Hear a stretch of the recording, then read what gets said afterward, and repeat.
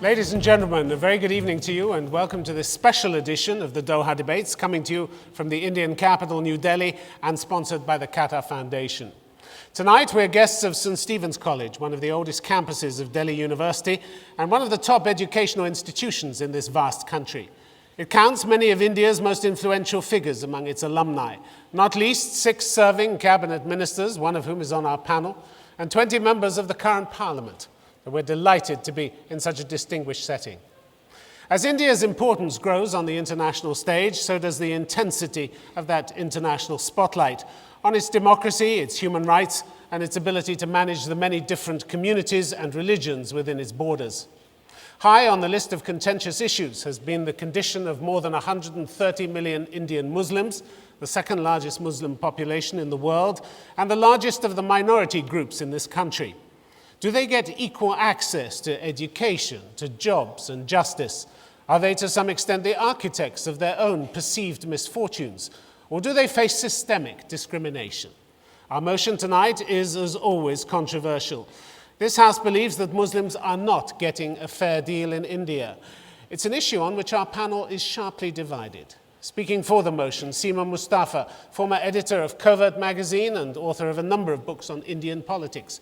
She's also the holder of an award for excellence in political reporting and analysis.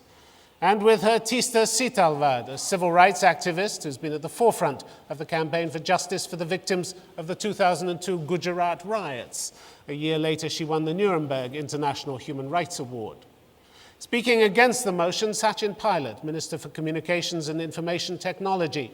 He made history in 2004 by becoming the youngest member of the Indian Parliament. And with him, a well-known commentator and journalist, M.J. Akbar, a prolific writer and broadcaster who's edited several publications, including the New Sunday Guardian. He's also served as an MP for 3 years until 1992. Ladies and gentlemen, our panel.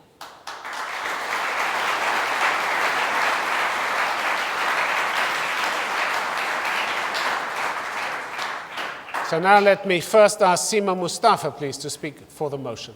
Thank you. I firmly believe, and I think, and I'm sure that you will also by the end of the debate, that Muslims are not getting a fair deal in this country. And I quote, "Muslims carry a double burden of being labeled anti-national and being appeased at the same time." It was an observation by the Justice Rajendra Sachar report, a systematic study or the first study of its kind in India. Now, the responsibility for this state of affairs really rests on the government, on political parties, and the Muslim leadership itself. Governments have over and over again abdicated their responsibility for bringing perpetrators of the worst kind of communal carnage to task, to justice, and to give justice to the victims of the same communal strife. A lot of commissions have been appointed, a lot of committees have been appointed, but their recommendations are rarely implemented. Governments have also done very little to uplift, economically uplift, educationally uplift the Muslims.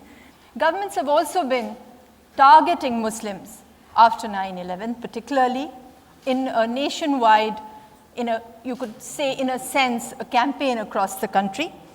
Innocents have been arrested and victimized, and this has further led to ghettoization, to resentment and anger, where Muslims are not even being able to get accommodation in places like Delhi.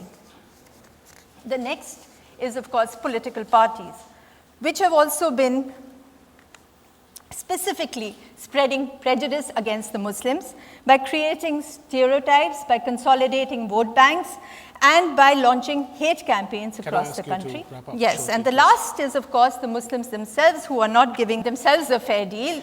The Muslim leadership, the elite, and the Maulanas have been working against the Muslims and strengthening perceptions of communalism. Thank you. Seema Mustafa, thank you very much indeed. I'm puzzled to find you on this side of the motion because in the last few years you've been praising the way Muslims in India are assured of their right to vote, their say in the democratic process. Is that not a fair deal for them? Yes, they can vote. And probably, and so can the poor, and so can all the marginalized sections in India. And you wrote that because of the attitude of secular India, the minorities, Muslims included, feel they belong in India and are not alone. Is that not also part of a fair deal? Yes, that is part of what the people of India do, where there's a difference. And that is why I've singled out the government, political parties, and Muslim leadership. I'm not talking about the people of India because there is a certain democratic element probably in the people of India. But you're talking about a country with the largest affirmative action programs in the world. Yes. No other country has the affirmative action programs that India has, and the Muslims are not benefiting from those? No, not many. And the affirmative action is mostly for the Dalits, for the scheduled castes. Affirmative action is becoming an issue now for the Muslims. And yet the success stories keep coming. Been. The success stories, the Muslim success stories keep coming. In films, in sport, in business. But there is success stories. Science. There was Indira Gandhi who was the Prime Minister of India, but doesn't mean that the women got a fair deal. If you have a Shah Rukh Khan or you have a president of India, doesn't mean that the poor elite who are is not getting a fair deal. Seema Mustafa, you have 500 million people in this country. Yes, you have a lot of people who are not, and now you are having more and more groups joining the people who are discriminated against. But you have plenty of Muslims who are getting a fair deal. Why are they getting less of a fair deal than anybody else? No, there are not plenty of Muslims who are getting a fair deal. Because now in the Lok Sabha, if you see, there are 543 MPs, of which only 33 are Muslims. If you see that in terms of Muslim concentrated districts, you have a vice president who's Muslim. You've had three presidents who are Muslims presidents in and India. You have presidents. You can't say that doors are closed to them in this country. Because they come from the same elite that I'm talking about. I'm talking about the poor, the backward Muslims who are completely kept out of this process. They are the victims of communal strife. Important doors are open to them in this country. They are the ones who are the victims of communal strife. They are the victims they are the people who are not getting houses. They are the people who are not getting jobs. They are not being absorbed in the civil services. They are not being absorbed in the defense ministry, defense services. So the problem is with the poor, as always, and here it's getting worse. Seema Mustafa, thank you very much indeed. Now let me ask Sachin Pilot, please, to speak against the motion. Thank you very much. I think anybody who understands India and understands the ethos and our cultural heritage and the way we function as a country, as a society, will completely disagree. Because what we have here in India, a constitution that not only provides for, but protects every single minority group, whether it's ethnic, religious, linguistic. We have a population of more than 1 billion people. And I'm so proud to say that 140 million Muslims in this country, both Shias and Sunnis, have had the rights to participate in elections, to get elected to important positions. We've had presidents, chief justice, heads of defense services, sports stars, Bollywood. In every aspect of our life, there is equal participation and the opportunity. I think the opportunity is guaranteed in the law, in the constitution, and more importantly, in the hearts of every single Indian. And that's why I think when you look at how Muslims are in this country, it's fair to say that some of them perhaps are not as financially well off as some of the other people are. But the fact of the matter is that the political empowerment that Muslims have got in this country has made them feel a part of the mainstream. No other country with the size of a Muslim population as India is democratic, whether it's Asia or Africa. The fact that every single Muslim in India feels that he belongs to this state and every non-Muslim feels that they have as much in common with the Muslims is a great sense of connectivity and a great sense of empowerment that we give to everybody.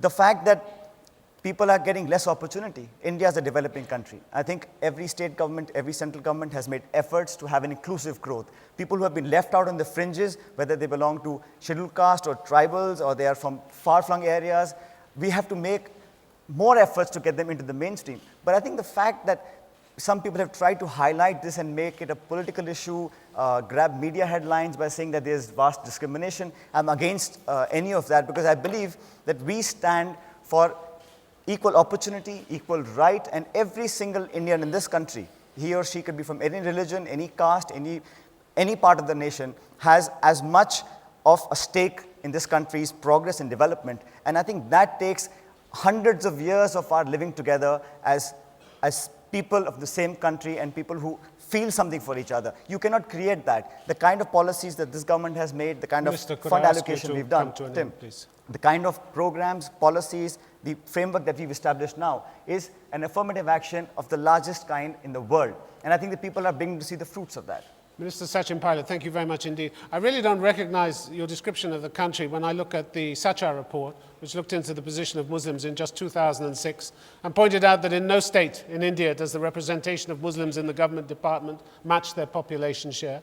It pointed out that Muslim regular workers receive a lower daily earnings in both public and private jobs, that the literacy rate among Muslims is far below the national average, that 25% of Muslim children in the 6 to 14-year age group have neither ever attended school or have dropped out. I don't recognize it from the everything in your garden is rosy picture which you just gave us. I never said that. I think the data that you pointed out, that committee was formed for exactly that purpose, to bring out the hard facts. Well, you knew the hard facts anyway. You've known them for years. We've known them, but I'm saying you've had successive commissions, but why? But you haven't done anything. Of the recommendations that have been made, how effective they are, how many funds have been earmarked, the resources have been deployed effectively. That is what we're trying to do. What's been deployed since 2006? What has actually changed on the ground for any of these groups, disadvantaged and neglected groups among the Muslims? What has changed since 2006? I think in India there are lots of people in this country, in our society, who have been disadvantaged, who are disaffected, who have not really had the fruits of the economic progress that we made, and Muslims form a part of that. But it's wrong. What has changed, Minister? Can you point to one thing as a result of this Sachar report, which pointed out unprecedented levels of deficit and deprivation among Muslims? I think the what has government actually changed since 2006? The government Nothing has now at all. earmarked 100 districts in all over India where billions of dollars are going to be deployed to make the lives of those people better, and direct funding for education. When are they going to get these billions of dollars? For making sure that the young Muslim boys and girls get skill sets so they get empowered and they get job opportunities. Are you satisfied with this? I'm not satisfied. I think there's more work to be done. But it's wrong to point out and say that there is a targeted discrimination against a religious community. All right, Minister Sachin Pilot, thank you very much indeed. Now let me ask Tista Sitalvat to speak for the motion, please. In 1953, India's first Prime Minister writes a letter to all Chief Ministers saying that he is very upset and disturbed with the fact that the declining presence of Muslims in the army. It was 32% at partition, it's 2% now. Home Ministry, police, IAS, IPS, PSUs, all key positions of governance, Muslims are disempowered. Combine this with mass violence against a community, just like Dalits are targeted very often because upper caste bias. Highlight this along with the fact that discrimination in investigating agencies who look at only one kind of terror. And top it all with the label of not just being anti-national, but now a traitor and a terrorist. I think what we are talking about today, if there's recognition at the highest policy levels from 1953, then 1985, Gopal Singh report, then again Rajiv Gandhi's 15-point program, now again Dr. Manmohan Singh's program, it means that something is seriously wrong. What is the cause? We can come to next. It's a bundle of contradictions. India is a bundle of contradictions. There never is only one cause. The cause is definitely an elite political and economic leadership that did not want to empower this section of the population as much as they did not want to empower others. The Muslim leadership included, who did not want to empower 76% of its own, who are OBC and Dalit Muslims. The thrice oppressed Muslim woman, who has a 9% literacy rate, which is half that of her Hindu sister. The fact that she is oppressed not just by caste, class, but also by her community and is subject to brute rape and violence when there's mass crimes against the community. The fact that the Muslim today lives in segregated classrooms and also in ghettoized cities. I think we're dealing with a very dangerous situation. But yes, at the level of elite, political, economic, social, there has been a discrimination.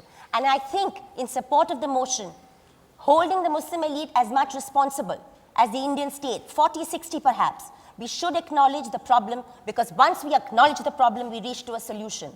Could I ask you to come to an end, please? 160 million or 130 million of us feeling disenfranchised, feeling discriminated against, functioning under the label of a terror or anti-national is not healthy for any society. I stand in support of the motion. Tista Sitalvat, thank you very much indeed. You say that the government hasn't acknowledged serious problems, but it has acknowledged the serious problems. Because it said it's going to do a number of things. Because they exist. Yes, it hasn't said they haven't existed. It said that the motion says they did. It's doing something about it. The motion says that are they getting a fair deal in India? If they were, then such policy measures were not to be necessary. Oh, really? Well, I mean, we're talking about a report that was 3 years ago. Well, in 3 years, there's no magic that's happened. In 3 years ago, and in longer, and the time you've been investigating and looking into the Gujarat riots, you have had support from the most important legal body in this country, the Supreme Court. The only support we've had is from the higher judiciary, not from That's political not bad. parties. That's pretty much of a fair deal, isn't it? It's very good, which is To why have we're the proud Supreme to be Court Indian. on your side? How Which can is- you say you don't have a fair which is deal why if you we're have the proud to Supreme be Court on Indian. your side? But the fact is that in Gujarat today, 58,000 children are not giving free metric scholarships because the Chief Minister said, I'm not going to implement the central government program. And the central government is quiet because they don't want to take on the state government. So this is the issue. The issue is not that there are no remedial measures within Indian democracy. Thank God they are. But to we need listen to to invoke you- them. We need to invoke them. But to listen to you, you would think that the Muslims in this country represent some powerless group cowering in a corner. There are 130 million Muslims here. They have enormous voting power. They brought the Congress Party to power. They helped bring the Congress Party to power. They have enormous electoral clout. And thank God for that. But I'm saying they need more Well, than just the voting power. that's pretty much of a fair They need deal, more isn't than it? just voting power. They Isn't that need a fair jobs, deal? They need jobs, they need schools, they need jobs in higher positions as befitting their qualifications. All right, Tista Sitawat, thank you very much indeed. Can I please ask now MJ Akbar to speak against the motion? I oppose this motion out of conviction, not merely to win a debate. There are three incontrovertible facts. Indian Muslims are the only Muslims in the history of the world who have enjoyed 6 decades of uninterrupted democracy. That by itself, I argue, may not be enough, because democracy has to mean something. The second reason I offer actually strengthens my case, I believe. Indian Muslims are among the few Muslim communities in the world, I didn't say only, who have, when they look ahead, the hope of meeting the true challenge before Muslim communities all over the world. And what is that challenge? That challenge is no longer nationalism. That was our grandfather's challenge in 1918 and our father's challenge in 1947. Today's challenge, the challenge before St. Stephen's, is which Muslim community, which community will reach the stage of modernity? Who will become modern? And how do you define modernity? There are 4 definitions. 1, adult franchise, political equality. A nation without political equality cannot be modern. Number 2, gender equality, extremely important. You cannot be a modern society, nation without gender equality. And I say it's particularly before Muslim audiences that if, and this is an internal fact, not an external one so much, that if Indian Muslims do not get gender equality, nobody will invite them to the 19th century, forget the 21st. Number 3, religious equality, we have it. It is visible in your dress, it is visible in the freedoms. We don't have burqa debates in the country. We have the right to wear a turban, we have the right to do what we like, as if it's part of our, and we do not insult the other by treating one religion as superior to the other or inferior to the other. Some Indians do, but India does not. 4, we have economic equity, and that is really where our real challenge lies, in creating economic equity for a community. India can grow at 8% and 10%, but if 15% of Muslims of India do not grow at 8%, then Indian growth is incomplete. MJ Akbar, thank you very much indeed. You think Muslims get a fair deal in India, yet you've spent years pointing out the ways in which they are socially and economically and politically disadvantaged. You've written that they want justice and jobs, that they don't get them. You've written about police prejudice that they suffer, which you say they suffer.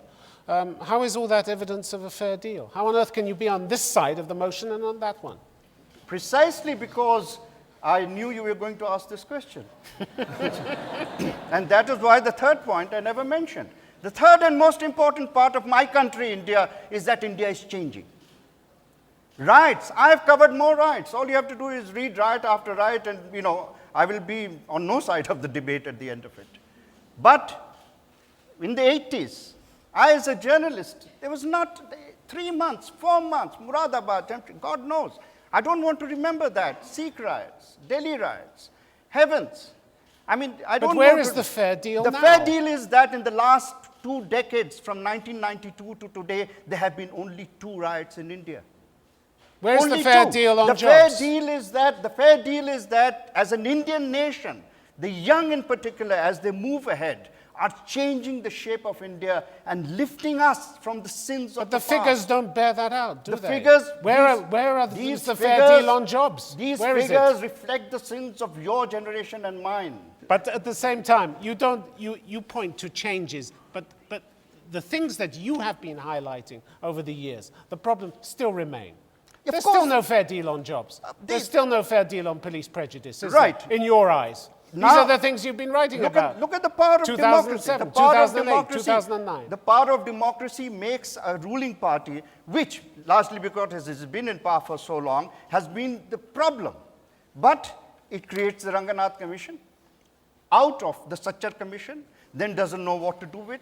But these are the evolving facts of democracy. MJ Akbar, thank you very much indeed. Just a reminder then of the motion. This House believes that Muslims aren't getting a fair deal in India. You've heard sharply divergent opinions on that view.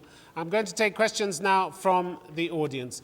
Gentlemen on this side, you sir. Yes, you. Hello. Yeah, I'm Vishesh. My question is directed to the side which has been talking against the motion.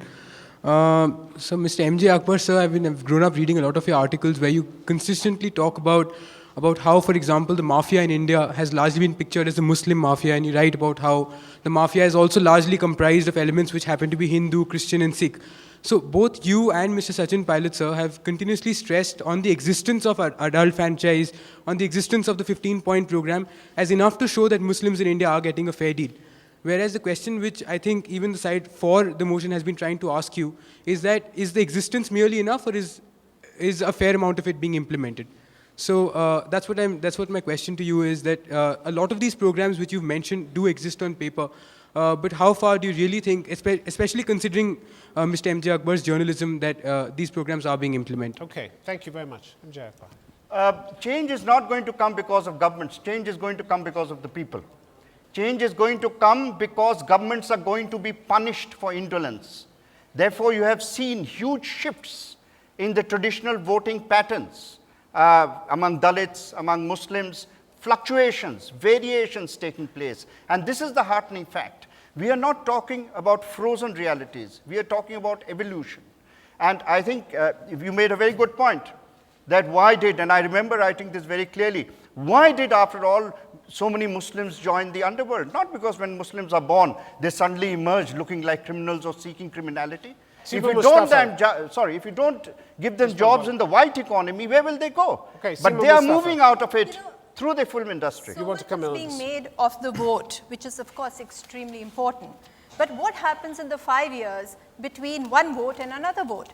That is the time when the ghettoization takes place. That is the time when Gujarat takes place. That is the time when the jobs are not given. That is also the time when commissions, just before the election, commissions are appointed. And after they make the recommendations, we've had any number of commissions. We've had Gopal Singh in '83, we have Ranganath, we have Libahan, we have Sachar, you name them. I mean, a plethora of commissions. And then their recommendations are not implemented. So what is this big thing of democracy if you can't carry it through the 5 years, Sachin? The point that you make, I take partially, because committees been appointed, commissions being formed to do better things for various communities, various regions, various linguistic minorities, religious minorities. You cannot say that it's only the Muslims that have been targeted. Our delivery, hang on, our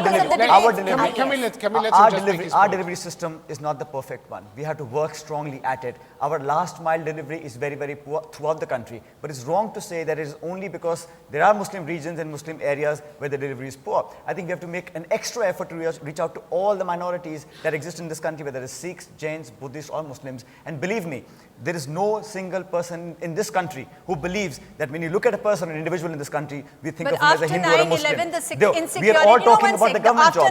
Let's talk about the private sector. Let's talk about Bollywood. After 9/11, the insecurity. IAS jobs are 3%, IPS is 5%, IF is 2%.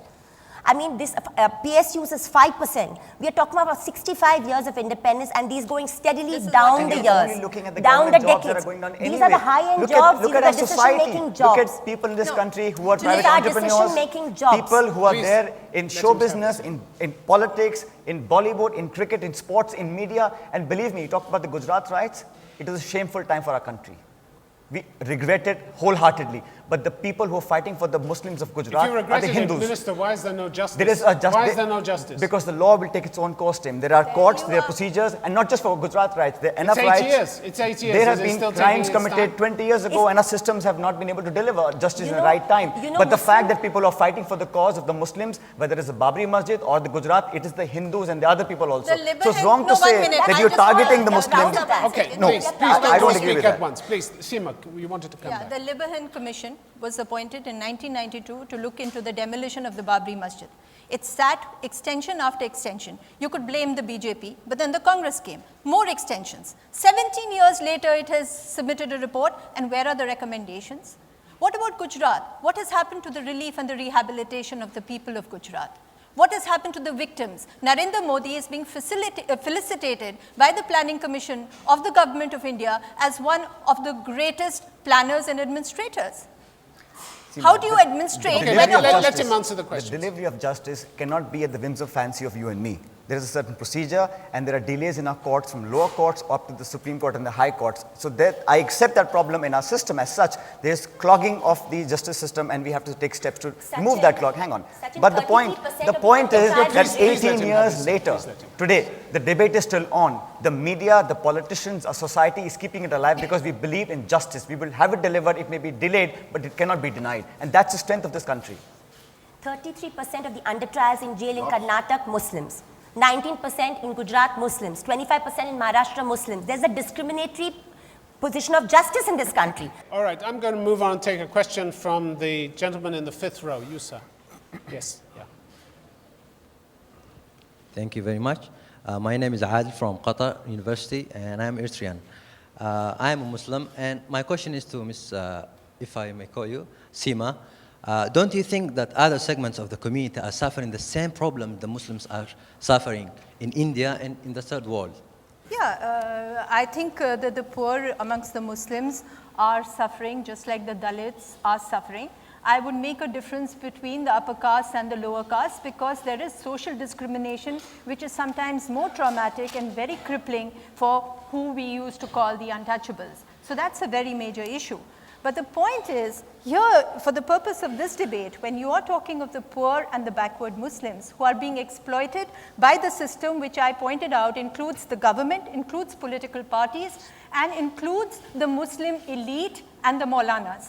Yeah, So when they are being exploited in this manner, the poverty is growing, fear and insecurity is growing, apprehension is growing, and they're being left out, they're being ghettoized and being left out of the development process. The point I want it clear is, For are both they reasons. discriminated just because they are Muslims? And I am Muslim. I just For want both that reasons, to be sir. clear. For both reasons. They because are- they are poor and also because additionally because they carry the label of being a Muslim. Okay, Sachin Pilot, you wanted to come in. Seema's made a point repeatedly about the fear and insecurity amongst the Muslims and how it's been targeted and they've been branded as a community that promotes terrorism, etc. It makes me so proud to say this to you. The only Muslim community in the entire world that has gotten up and publicly had a fatwa against terrorism is in India and no other country. The Indian Muslims have gotten up and said, we will fight against terrorism, and I think that is how the Indian Muslims feel. You can advocate on how they feel discriminated, I but don't the think your fact teammate actually agrees with you on I this. He think seems to I- be but I shaking was his there head, when- We are don't you? proud they did it. We are You seem proud to be they did shaking it. your head. MJ, How tell is that? That's you, a you don't agree with the motion. I mean, fatwas against terrorism. It's perfectly true that the largest group of ulema in the world, which is Jamaat-e-Ulema, did issue a fatwa, which was a very, very brave decision, by the way. What is true, I'm sorry to differ with you a little, that in South Asia, the ulema in Turkey, the ulema in many parts of, have in fact been very, very candid and vociferous against terrorism. But if you look in the context, you see, there is no text without context. Look at where Indian Muslims would have been, if you like, if we had not been in India. Look at all around you. Today, We are not debating in that. 90, We are debating may the I, fact may that I they're be getting a raw permitted, deal may here. I be We are not permitted debating. to Just for a framework- little longer. Yes. Just for a little longer. Just look at it. In 1947, Indian Muslims voted for partition. I give you a I challenge. mean, that I think is unfair. Take That is a an vote. unfair Can he statement. just have his challenge and then you can That's come an straight unfair in? statement. Okay? It's very not true, difficult to factually. argue with Ansaris- someone who will not argue. No, the Ansaris never voted. I In think 19 which percentage Please, was please just wait 1 second. This is You will have your say, 1946, please. the 1946, which was only 11% of the electorate, Indian Muslims voted substantially for the Muslim League and for partition. Okay. That is why, if you take an election now, Indian Muslims, in my view, will vote to remain in India rather than go anywhere. Tista, your point, please. I think this is erroneous reporting, which is, I think, that's why I sort of cut into you. I'm sorry about that. But I want to say is that the whole divide between the Ashrafi and the non-Ashrafi Musliman today is because the Ansari and the weaver caste and the working class feel that they were always against partition, and yet it is the pro-Muslim League elite that has been privileged by India's political elite. I think we've rather come away from the original question. Be very clear about so what I'm going you're to move on. I'm going to take another question. It's wrong to say what you did. Excuse me. I'm going to take a question from the gentleman in the third row. You, sir. Yeah, I'm Rajiv. My question is directed to this side of the House and Mr. Pilot, Mr. Akbar. When one national party currently treats the Muslims as a vote bank and the other's foundational philosophy is inherently discriminatory, how can you say that Muslims have been getting a fair deal? And secondly, Mr. Akbar keeps talking about change, but one of the most fundamental changes we've seen in social fabric in India is the rise of the Hindu right, the rise of the Hindu fundamentalism, which is today. And it's not, it's a new phenomenon. So what do you have to say about that? Okay, let me go to Sachin Pilot Well, first. I think the acquisition that the main national party, the BJP, makes towards my party and my government is that you're targeting the Muslims because you treat them as a vote bank. My argument to that is that just because a certain set of our society is poor, needs more help, more support, and more resources of the government, they should not be denied just because they are Muslims. So they call it vote bank politics or whatever it is. I'm bold enough to say that my government supports all affirmative actions, no matter who they are, what language, what religion, what ethics they follow. But the problem is that in this country, we have got to stop debating the fact that there are communities who are being targeted. I think it's as a society, there is a less of development in some areas, in some parts of our country. We need to make sure equitable distribution of resources happens across India so that our growth that everyone is so proud of percolates down to the people who need our help the most. And that's what we have to do. Thank you. Tista. I think the infiltration of the Hindu right wing is challenging the fundamentals of constitutional governance in this country. Because since 1977, when they first came into power in alliance, they have positioned key people who are wedded to an ideology that is not wedded to the Indian constitution, but wedded to something, a different ideal of a different Indian nation. And therefore, I think all efforts at policy making, Sachin, get subverted. Elite is there, the Sarkari Musalman is there, but also fundamentally you have these things blocking passage of the progress down the line by this fundamental belief that Muslims are second-class citizens. All right, thank you. I'm going to take a question from the lady in the blue blouse. Yes, in the fifth row there. My name is Tanya. My question is for Mr. Pilot, sir. You made a statement, and I quote, every Muslim feels that he is a part of this country. And if that is so, then how do you explain situations like Kashmir, where on Republic Day, the city square is almost empty and nobody wants to hoist the flag because they don't consider themselves Indians? Or would you say that a Muslim, or even if he's not a Muslim, just a man with a beard, who gets checked at the metro station while the man in front of him does not get frisked just because he does not look Muslim enough? Do you think people like these consider themselves to be getting a fair deal, whether it's government policy or mental stereotypes that are now spreading throughout the population? Well, any type of discrimination, especially the one that you've highlighted, have come to the fore post 9/11. I think there's been an attempt to create an atmosphere. There's been an attempt to create an atmosphere where people use this fear psychosis to target the Muslim community and take them on the wrong path. We as government, and I'm talking about just about the government, there is no change in our stand. We believe that everyone has the equal rights, opportunities, civil rights, liberties, freedom, expression, whatever they can get. If there are any instances, it's been brought to the people's notice, and we can take action to stop those. But it has to be an action on both sides. It can't just be the government. It has to be the society and the people who live along with the government to make sure that things don't happen. The question is shaking her head. What do you want the minister to say? What commitments do you want from him? What I mean is, don't you think your speech and your opinions are more about rhetoric and what you think they have a right to do? And the Muslim population does not necessarily agree with you on all counts, because evidently we don't see them considering themselves as part of this country, as you very blankly said. Well, I'm only giving you my opinion. I'm not doing any rhetorics. I'm not saying things that I should be saying. I'm only saying what I believe in. And I believe that most Muslims in this country have a much better deal in India than they have in any of our neighboring countries or anywhere in the world. But that's a comparative analysis, sir. When you said in your speech that The all question Muslims is, consider do themselves Muslims a have part a of fair deal in India? And I'm saying to you, yes, they do have a fair deal because we want to make sure they have an even better deal. Not as fair as it could be MJ Akbar, you if we want lived to- Certainly, up I to our take your point. I democracy. take your point. We could be much we fairer could be if in a we much lived up to better our position. democracy. We could be in a much better position vis-a-vis the Muslim situation in our country. But that is not to say that there is no attempt or there is no thinking in the government and society to make that a better situation. We are not saying that. We are simply that today they are not getting a fair deal. That's the Okay, problem. I'm going to take a question from the gentleman in the front row, please. India has one of the most fiercely independent and impartial judiciary. So nobody dare not target anybody, and it does not happen. Indian legal system today is being headed by the Attorney General for India, who is a Muslim. Our Vice President is a Muslim. Culturally and emotionally, Are you coming to a question, please? whenever I hope we're moving to a question. Last question. Thank you. Whenever a person gets married, he hears Bismillah Khal Shanai.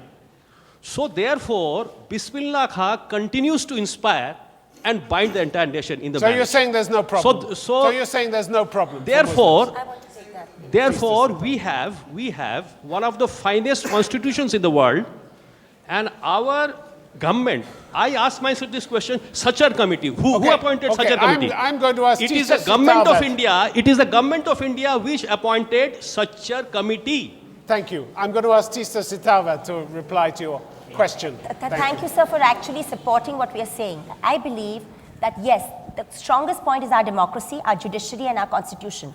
That even if justice comes a bit late, it does come in the end. And therefore, the victims of the Gujarat genocide are fighting even today. So we have high faith in our judiciary. Having said that, I come to your point about cinema, food, sports. It proves our point, sir. Wherever Muslims are given a fair, level playing field, where there is no institutionalized discrimination, like a government office or a PSU, where there is no UPSC exam, which is a public service exam, where Muslim students will pass the written test but not the viva, because that's where prejudice comes in. That's where the problem lies. We are not saying Indian people are prejudiced. Indian democracy and Indian people can accept Muslims at any level. But somewhere in the structures of governance, prejudice and bias has crept in. This has been made worse by the Hindu right-wing infiltration into our agencies, particularly the intelligence agencies. And I think this is something of concern for all Indians, not just Muslims. Thank you, Tista, because now you're agreeing with us. No. Yeah. No. Because this is Not the at point all. I'm making, that Not at all. India is giving Muslims, perhaps later than others, a fair deal. And one of the good things that is happening in India is that India is moving away from the Indian government. The success of the last 15 years, particularly economic growth, derives largely from the fact that we have actually wrenched control of the economy from the Indian government. And Indian government has actually willingly, or unwillingly, surrendered that control. And the more and more as we take India away from the Indian government, the more and more will the vote swing to our side. Okay, gentleman in the second row. Sir, don't you think that it is not only a contradiction to what you said, but also a shame for we as a country that when a big Muslim figure like Shah Rukh Khan, one of those three which you mentioned just now, advocated for inclusions of Pakistani players in IPL, he was deemed a traitor by a certain notorious Raj Thackeray. The shame does not lie in the fact that Mr. Thackeray said that, but it lies in the fact that the top political brass remained largely quiet on that matter.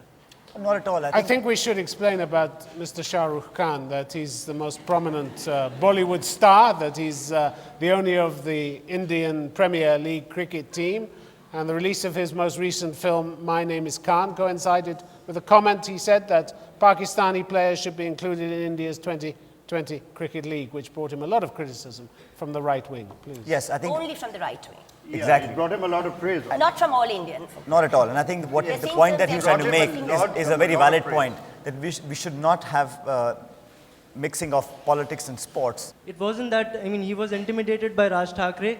That is why he had to, Let me withdraw tell you, his point. the line of thinking. whole of Mumbai has come out in the streets and proven Mr. Thackeray and his uncle, all of them wrong.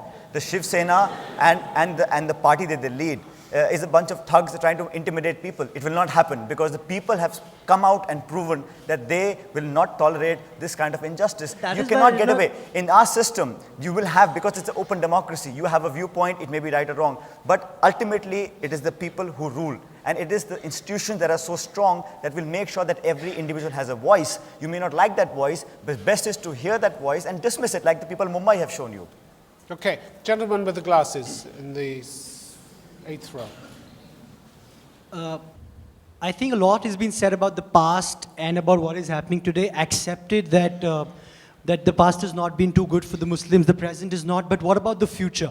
What should be done by the leadership, by the Muslim leadership, or by the people whom you've put the onus upon, Mr. Akbar? What should be done so that Muslims can be brought at par with the present generation, with the other religions, towards the proposition? Thank you. 4 things, I would say 4 broad things. One is that we need to look at our history and social studies textbooks carefully and make sure that they're free of hate writing and communal bias. They are poisoning young minds because they were brought in by the right wing. They did change a lot of the books in a little 2004, bit, but state governments haven't, because state government, education is under the state government. So those governments under the BJP have not changed them.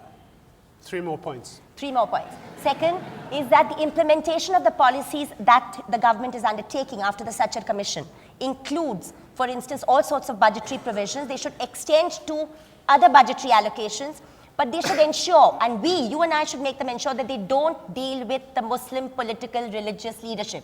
They should deal with Muslim women groups, self-help groups, Muslim professional groups, and people like you and me. So the government negotiates with Muslim and non-Muslim civil society so that a new leadership can emerge. And finally, police reform is what we need.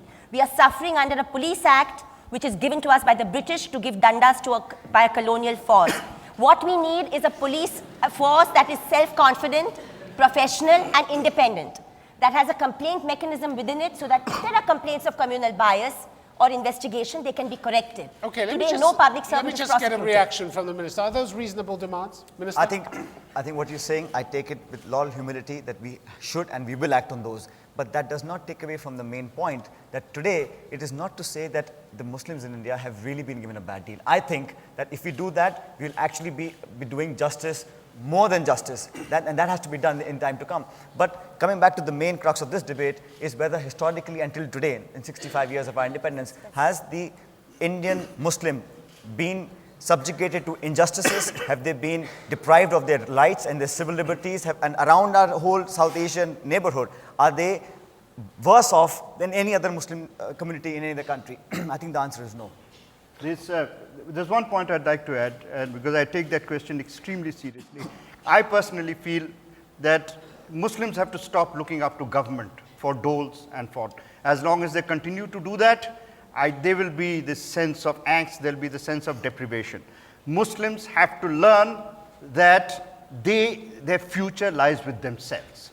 They have to get a couple of things out, and this is happening, by the way. If you look at, for example, literacy so a fair figures, deal is within their grasp. Within their grasp, but within the literacy rates, the rise of feminine literacy, girls' literacy, is much higher among Muslims than among any other community. That is showing change, and I find that a remarkable fact. Seema Mustafa. Yeah, just to add to this, Muslim women, the problem in India is that even if Muslim women really want to push themselves, they're finding it very, very difficult, because under the personal law, which is controlled by the clerics and their political mentors, they are being forced into destitution. They are not being given their rights. All right, I'm going to take a question for this side, those supporting the motion. Question for those supporting the motion. Lady in the 4th row. My question is directed towards Teesta. You said that Muslims aren't getting a fair deal, particularly in the PSU and administrative sector. Otherwise, they're represented fairly good in arts, culture, politics, the public sports, service sector, media. Is that correct? So it's just the PSUs and the administrative sector? No, I was using them as illustrations, ma'am. What I was saying was that in the fields where there's a level playing field, so to speak, where talent can soar, you can see Muslim voices, Muslim musicians, Muslim sportsmen, which is Muslim arts, stars. culture, politics, sports, media, all of these places, they're represented fairly well. It's just the but wherever there is institutionalized discrimination, which means 2 things mainly, you can finish. No, that's about it. Yeah. That where it means, for instance, getting into Is it government easier- jobs. Sorry, I think what she's saying is it's easier to become a Bollywood superstar, but more difficult No, to become no, a clerk I understand, in a I understand. government. But I'm saying when it comes to, maybe she's saying that. I don't think she's saying that. Was that in fact what you were saying? I don't think Well, she's saying that. absolutely, that's exactly because as far as I see it, most of the rest of the areas, they're being represented fairly well. It's just one particular area that you've been pointing out all throughout the evening that they haven't been, with all your facts and figures and percentages. I want to tell you that we're not talking about one area. We are talking about police services, army, IAS, IAFS, public sector undertakings, and we're talking about, no, 1 minute. Could you spell out those finished. initials? Yeah. You spell out those initials. Public sector undertakings, PSUs. But no, in arts, sorry, I haven't finished, ma'am. In arts, culture, media, politics, sports. No, I haven't finished. I also want to say I did not bring in, because it's not a time to bring statistics, but if you look at unemployment figures, if you look at education levels, if you look at poverty levels, particularly in urban areas, you find the Muslim condition in the last 25 years has become So worse. it's primarily not the problem of Muslims or a particular religion. It Exactly. has to do with your financial security or where you are vis-a-vis It has got to do with whether the poverty government line. opens schools in those areas. It's got to do whether the government opens enough But schools. is it or- specifically for Muslims? It's worse It's for happening- Muslims it's- because it's Dalits have happening with picked up in every 20 religion. years. Dalits have picked up through affirmative actions in 40 years compared to Muslims. So today the Muslim condition is somewhere in between the Dalit and the OBCs. At the time of partition, it was somewhat better than that. So we have to look at relative indicators here. And the point remains that poverty, literacy, we are 15% the males are behind and almost 35% the female, though they are surging ahead. Muslim women, girls are still behind compared to other girls. All right, thank you very much. Ladies and gentlemen, we've come to the point in the proceedings we're going to vote on the motion that this House believes Muslims aren't getting a fair deal in India. Would you take, please, your voting machines, and I'll just explain to you how they work. If you want to vote for the motion, that is the side represented by those on my right, you press button 1. If you want to vote against the motion, that is the side represented by those on my left, it's button 2. Whichever button you want to press, would you press it now? All right, here is the vote coming up. In favor of the motion, 37.9%.